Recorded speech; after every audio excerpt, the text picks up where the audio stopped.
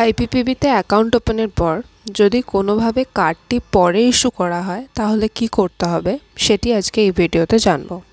ধরুন কোনো কারণে আর্জেন্টলি আপনাকে অ্যাকাউন্টটা খুলে নিতে হলো, কিন্তু তখন কার্ড অ্যাভেলেবেল নেই, তখন কি করবেন সেটার প্রসিডিওর আজকে জানব। কার্ড রিইস্যু করার জন্য প্রথমে মাইক্রো এটিএম ওপেন করতে হবে, তারপর সার্ভিস রিকোয়েস্ট অপশানটিতে ক্লিক করতে হবে, তারপর অ্যাকাউন্ট নাম্বার অথবা মোবাইল নাম্বার অথবা আধার নাম্বার যে কোনো একটি পুট করতে হবে। এখানে আমি মোবাইল নাম্বার দিয়েছি, তাই ওই মোবাইলে একটি ওটিপি আসবে। তারপর ওটিপিটি পুট করে সাবমিট করতে হবে। এবার অ্যাকাউন্ট সার্ভিসেস অপশানটি ক্লিক করতে হবে। ওখানে রিইস্যু কিউআর কার্ড বলে একটি অপশান আছে, ওটা সিলেক্ট করতে হবে।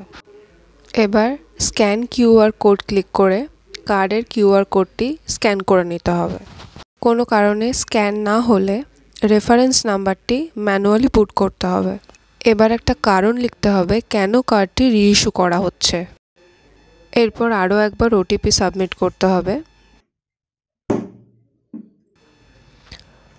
তারপরেই কার্ডটি রিইস্যু সাকসেসফুল হয়ে যাবে। জিডিএস এবং পোস্ট অফিস সংক্রান্ত সমস্ত তথ্য বাংলায় পেতে সাবস্ক্রাইব করুন অনলি পোস্ট অফিস।